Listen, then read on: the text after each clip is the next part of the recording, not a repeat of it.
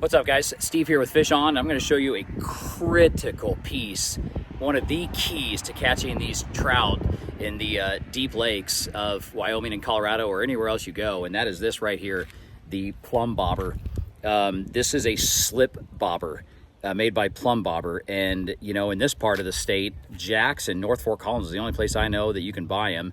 And my buddy that I co-own this boat with, you know, helped me out, helped me find these and helped teach me about these actually.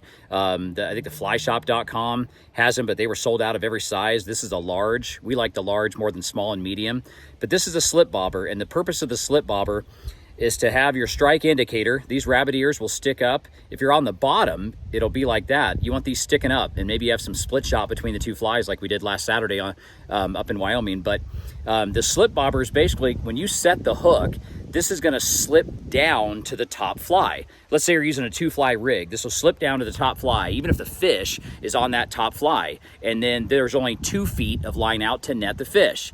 So imagine that. So if you have 14 feet of line out, if you're getting down to the fish and you have this indicator working on flat water and still water, well then there's 14 feet of line below that. That's gonna be really hard to net these fish.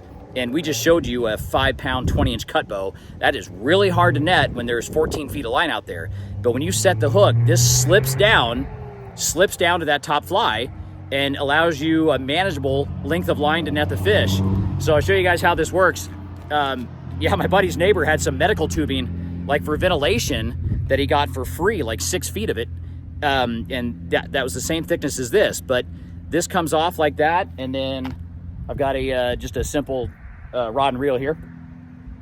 So I want to make sure that this plastic tubing is on like that and exposing that little eye. This has to go on first. You're going to re-rig if you don't do this first. So unlike other strike indicators, this has to go on first and then your flies. Okay, so now this is on. This is through there, and then I can add my flies below this and split shot. And then watch, I'm going to take this and I'm going to pull this plastic tubing up, and I'm going to keep the line through there, and I'm going to have just a little bit of excess, and then I'm going to seal it back on.